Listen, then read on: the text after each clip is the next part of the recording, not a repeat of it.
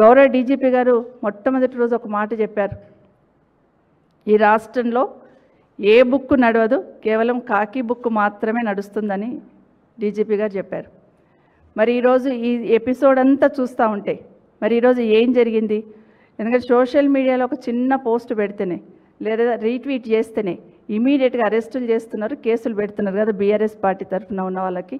మరి నగరం నడి బొడ్డున సీఎం నివాసానికి దగ్గరలో ఈ గన్ కల్చరు సెటిల్మెంట్ దందాలు నడుస్తుందంటే మరి డీజీపీ గారు స్పందించాలి కదా.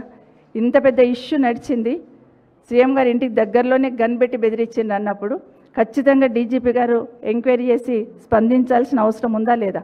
ఇది ఇట్లాగే వదిలేస్తే గల్లీకి ఒక గన్ను, బస్తీకి ఒక గన్ను, ఊరికొక గన్ను తెచ్చిపెట్టుకొని కల్చర్ని ఎంకరేజ్ చేసినట్టు అవుతుంది. ఆ ప్రమాదం ఉంది. ఇప్పటికైనా డీజీపీ గారు స్పందించాలి. ఎందుకంటే నేను అడిగినాయని, ఒక మంత్రి గారి ఇంట్లో ఒక నిందితుడిని పెడితే ఖచ్చితంగా యాక్షన్ ఉంటుందా లేదా? ఆ నిందితుడిని మంత్రి గారే స్వయంగా తప్పిస్తే యాక్షన్ ఉంటుందా లేదా? ఒక మంత్రి గారి కూతురే ముఖ్యమంత్రి గారే మాకు గన్ ఇప్పించిందంటే యాక్షన్ ఉంటుందా లేదా? ఒక కాంగ్రెస్ నేతనే కూర్చొని సెటిల్మెంట్ చేస్తున్నాడు, గన్ టేబుల్ మీద పెట్టాడు, మా ఓఎస్డీ కాదు అతనే బెదిరించాడని స్వయంగా మంత్రి గారి కూతురే స్టేట్మెంట్ ఇస్తున్నప్పుడు దాని మీద ఎంక్వైరీ ఉంటుందా లేదా? ఒక మంత్రి గారు లెటర్ రాస్తేనే మేము ఎంక్వైరీ చేసినామని చెప్తున్న పోలీస్ శాఖకు ఖచ్చితంగా వివరాలు బయట పెట్టాల్సిన అవసరం ఉందా లేదా? ఇవన్నీ చెప్పకుండా ఇలాగే వదిలేసి ఇది ఇట్లా ఉరికి నడిచిపోతుంది లేని ప్రజల ముందుకు కనీసం చెప్పాల్సిన ఏదైనా చిన్న ఇన్సిడెంట్ జరిగితే పోలీస్ శాఖ ఇమీడియట్గా వివరణ ఇస్తుంది. జిల్లాలో అయితే ఎస్పీ గారు ఇస్తారు, టౌన్లో అయితే సిటీలో అయితేనేమో కమిషనర్ గారు ఇస్తారు. ఓవరాల్గా రాష్ట్రంలో జరుగుతున్న సంఘటన అయితే ఖచ్చితంగా డీజీపీ గారు వివరణ ఇవ్వాలి. నేను ఇప్పుడు అదే కోరుతా ఉన్నాను. సామాన్యులకు ఒక న్యాయం, లేకపోతే అధికారంలో ఉన్న వాళ్ళకు ఒక న్యాయమా, కాంగ్రెస్ వాళ్ళకు ఒక న్యాయమా? ఇది డీజీపీ గారు చెప్పాల్సిన అవసరం ఉంది. ఈ సంఘటనకు సంబంధించి వివరించాల్సిన బాధ్యత కూడా డీజీపీ గారి మీద ఉందని కోరుతా ఉన్నాను. ఇదే కాకుండా మంత్రి గారు ఓఎస్డీ పైన, ముఖ్యమంత్రి గారికి సన్నిహితంగా ఉన్న ఆ కాంగ్రెస్ నేత పైన, వాటాలు పంచుకోవడానికి కిరికిరి వచ్చిందన్న మంత్రులపైన, దీని వెనకాల ముఖ్యమంత్రి గారే ఉన్నారనే ఆరోపణలపైన, వీటన్నిటిపైన కూడా సిట్టింగ్ జడ్జితోని సమగ్ర విచారణ జరిపించాలని బీఆర్ఎస్ పార్టీ తరఫున డిమాండ్ చేస్తూ ఉన్నాం. నిజంగా చాలా ఆశ్చర్యం వేస్తుంది. కేసీఆర్ హయాంలో క్యాబినెట్ మీటింగ్ అయ్యిందంటే జిల్లాలలో ఏం జరుగుతుంది, సంక్షేమం ఎట్లా అమలవుతుంది, డెవలప్మెంట్ ఏం జరుగుతుందని మాట్లాడుకునే వాళ్ళం. ఎక్కడ ఏం ఆగింది, ఏం చేస్తున్నామని మాట్లాడుకునే వాళ్ళం. కానీ ఈరోజు కాంగ్రెస్ పార్టీ క్యాబినెట్లో ఏం జరుగుతుంది చర్చ అంటే ఏ టెండర్ ఎవరికి దక్కాలి, ఏ కాంట్రాక్ట్లో ఎవరి వాటా ఎంత అనే చర్చ క్యాబినెట్లో జరుగుతుందంటే ఇంతకన్నా దౌర్భాగ్యం ఇంకొకటి లేదు. నిజంగా పరిపాలన గాడి తప్పుతుంది, అవినీతిమయమైపోయింది. ఇప్పటికైనా ఇక్కడున్న గవర్నర్ గారు కూడా దేశ చరిత్రలో రాష్ట్ర ప్రభుత్వంలో మంత్రులు, ముఖ్యమంత్రులు వాటాలతో పాటు ముఖ్యమంత్రి మీద ఆరోపణ వచ్చిందంటే గవర్నర్ గారు కూడా జోక్యం చేసుకోవాల్సిన అవసరం ఉందని నేను భావిస్తూ ఉన్నాను. ఎందుకంటే ఇది ఖచ్చితంగా ఒక పార్టీకో ఒక కుటుంబానికో సంబంధించిన అంశం కాదు. తర్వాత సీఎం గారైనా సమాధానం చెప్పాలి, డీజీపీ గారైనా వివరణ ఇవ్వాలి, గవర్నర్ గారైనా జోక్యం చేసుకోవాలి. ఇవన్నీ కూడా ప్రజల ముందర ఉంచాల్సిన అవసరం ఉంది. తెల్లవారి ఏం చెప్తున్నారు, ఇన్సిడెంట్ జరిగిన తర్వాత ఇది మా పార్టీ వ్యవహారం అంటున్నారు. ఇది మీ పార్టీ వ్యవహారం కాదు, మీ కుటుంబం వ్యవహారం కాదు, పార్టీ వ్యవహారం అనే కల్చర్ ఆ విధంగా ప్రయత్నం చేస్తూ ఉన్నారు, కలరిచ్చే ప్రయత్నం చేస్తూ ఉన్నారు. మీనాక్షి నటరాజన్ గారి దగ్గరికి వాళ్ళ పార్టీ ఇన్ఛార్జ్ దగ్గరికి పోయి మాట్లాడుకున్నాం, అయిపోయింది, సెటిల్ అయిపోయింది అనే పరిస్థితి నెక్స్ట్ డే మాట్లాడుతున్నారు. ఒక మంత్రి గారు అయితే ఇది కాంగ్రెస్ పార్టీలో సహజమే అన్నట్టు మాట్లాడుతున్నారు. ఇది పార్టీ విషయం కాదండి, ఇది ప్రభుత్వానికి సంబంధించింది, ప్రజలకు సంబంధించిన అంశం, ప్రజలకు సంబంధించిన ఆస్తులు ఇక్కడ ఉన్నాయి. కాబట్టి ఇన్ఛార్జ్ దగ్గర కూర్చొని మాట్లాడుకున్నామంటే ఏం మాట్లాడుకున్నారు? ఇన్ఛార్జ్ దగ్గర మీ వాటా ఎంత, మంత్రి గారి వాటా ఎంత, ముఖ్యమంత్రి వాటా ఎంత, పైకి వాటా ఎంత అని మాట్లాడుకున్నారా? ఏం మాట్లాడుకున్నారు? ఏం సెటిల్ అయింది? ఇది పార్టీకి సంబంధించిన అంశంగా, పార్టీ పంచాయతీ కాదని, ఇది ప్రజల సొమ్ముకు సంబంధించిన, తెలంగాణ ప్రజలకు సంబంధించిన లూటీకి సంబంధించిందని దయచేసి గమనించాలి. ఇది పార్టీ పరంగా అని కొట్టేసే ప్రయత్నం చేస్తూ ఉన్నారు. గతంలో చాలాసార్లు బీఆర్ఎస్ పార్టీ తరఫున చెప్తూనే ఉన్నాం, రాష్ట్ర ప్రభుత్వంలో టెండర్లు, కాంట్రాక్ట్ విషయంలో ఏ విధంగా జరుగుతుంది, ఏ విధంగా గోల్మాల్ అవుతుంది అనేది ప్రతిసారి మాట్లాడుతున్నాం. ఉన్న పాత గవర్నమెంట్లో, కేసీఆర్ గారు గవర్నమెంట్లో ఉన్న టెండర్లను కూడా క్యాన్సిల్ చేసి క్యాబినెట్లో ఉన్న మంత్రులు అనునయులకు ఇచ్చిన విషయాన్ని మాట్లాడున్నారు. అమృత్కు సంబంధించిన టెండర్ కూడా ఏ విధంగా మిస్యూజ్ జరిగింది, ఎవరికి ఇచ్చున్నారు, ఏ విధంగా పార్టిసిపేట్ చేసిండని మాట్లాడున్నారు. ఎల్ఎన్టీకి సంబంధించిన వాళ్ళని ఏ విధంగా బయటికి పంపించున్నారు ఈ ప్రభుత్వం అనేది మాట్లాడున్నారు. ఇవన్నీ మాట్లాడితేనేమో బీఆర్ఎస్ పార్టీ మాట్లాడింది, ప్రతిపక్షం మాట్లాడింది కాబట్టి పక్కన పెట్టారు. మరి స్వయంగా మంత్రి గారి కూతురే మాట్లాడుతుంది కదా, మరి దాని మీద ఎంక్వైరీ చేయాలా లేదా? టెండర్లు దక్కించుకోవడానికే శాఖలను కూడా మారుస్తున్నారు.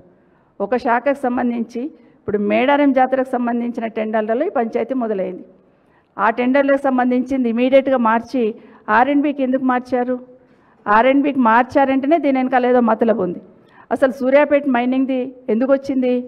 సూర్యాపేట మైనింగ్కి సంబంధించిన దోపిడీ ఎందుకు అక్కడ తేట తెల్లమవుతుందంటే అక్కడ కూడా ఆ కంపెనీకి సంబంధించి సిమెంట్ కంపెనీకి సంబంధించిన వాళ్ళకు డక్కన్ సిమెంట్కి సంబంధించిన వాళ్ళకి వాటా అడుగుతున్నప్పుడు ముఖ్యమంత్రి గారికి ఎంత ఇస్తారో నాకు కూడా అంతే ఇవ్వాలని, మా మంత్రి కూడా అంతే ఇవ్వాలని వాళ్ళ ఓఎస్డీ గారు బెదిరించినట్టు బయట వార్తలు వింటున్నాం. మరి దీని గురించి మాత్రమే ఇవ్వనందుకే రాష్ట్ర పర్యావరణ శాఖకు సంబంధించిన ఒక నోటీస్ పంపించున్నారు 300 కోట్లకు సంబంధించి జరినామా అని. దాని మీద కూడా ఈ కంపెనీకి సంబంధించి 300 కోట్లకు సంబంధించిన జరినామా ఏదైతే విధించున్నారో ఆ వ్యవహారం మీద కూడా సమగ్రంగా విచారణ జరగాలి. అది వాస్తవమేనా? 300 కోట్ల కంపెనీ కట్టాల్సిందేనా? ఇవన్నీ కూడా విచారణ జరపాల్సిన అవసరం ఉంది. ఊరికే ఏదో ఒక రాత్రి అయిపోయింది ఎపిసోడ్ అంటే కాదు. మాట్లాడిన ప్రతి అంశం మీద ఈ ప్రభుత్వం సమాధానం చెప్పాలి. జరిగిన ప్రతి వ్యవహారం మీద డీజీపీ గారు ఇన్వాల్వ్ కావాలి. వాటికి సంబంధించిన వివరణలు ప్రజల ముందు ఉంచాల్సిన అవసరం ఉంది.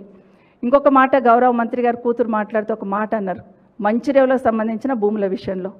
మరి ప్రభుత్వం స్పందించాలా లేదా?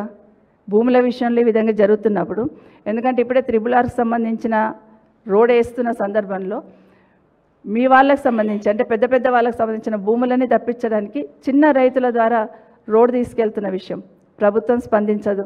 వాళ్ళు ఎక్కడ అరవాలో తెలీదు, ఎక్కడ పోయి చెప్పుకోవాలో అర్థం కాదు. ఏ మంత్రి దగ్గరికి వెళ్ళినా చేతులు ఎత్తేస్తున్నారు. అట్లాగే కాకుండా ఈరోజు హైడ్రాను బూచిగా చూపించి పెద్ద పెద్ద వాళ్ళందరినీ పెద్ద పెద్ద బిల్డర్లను ఏ విధంగా మీరు బెదిరింపులకు పాల్పడుతున్నారు అనేది జగమెరిగిన సత్యం.